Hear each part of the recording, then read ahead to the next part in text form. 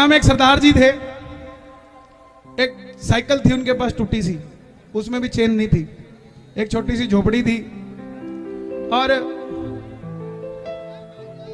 कोई रिश्तेदार, कोई जानकार, क्योंकि जिनकी जेब में पैसे हो उन्हीं को पूछते हैं लोग आप कैसे हो।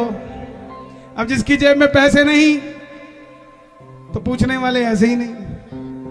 तो जेब में कुछ नहीं था, रिश्तेदार भी कुछ नहीं पूछते थे, लेकिन सरदार जी के भाई और सरदार जी के नाम 150 एकड़ जमीन थी जिसका कोर्ट में केस चल रहा था।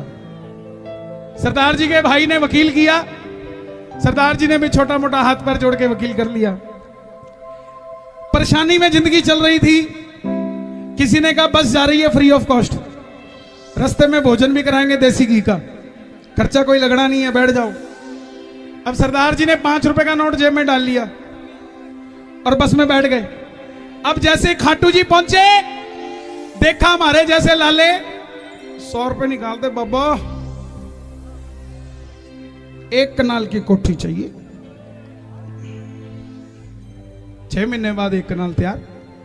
दूसरा आया, बाबा फैक्ट्री लगी थी, ओके डन है, थैंक यू। अब सरदार जी ने देखा यह तो सिस्टम ठीक है। अब सरदार जी की जेब में भी 5 रुपए थे।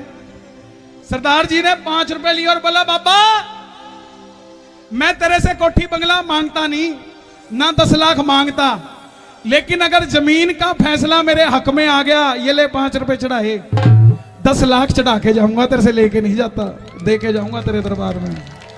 लो जी, 1.5 महीने बाद जमीन का फैसला आ गया सरदार जी के हक में।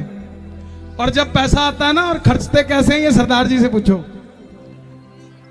150 एकड़ जमीन आई, पहले तो 5 एकड़ बेच के कोठी ली, फिर 5 एकड़ बेचे ओडी ली, फिर 5 एकड़ बेचे बढ़िया कपड़े सिलवाए।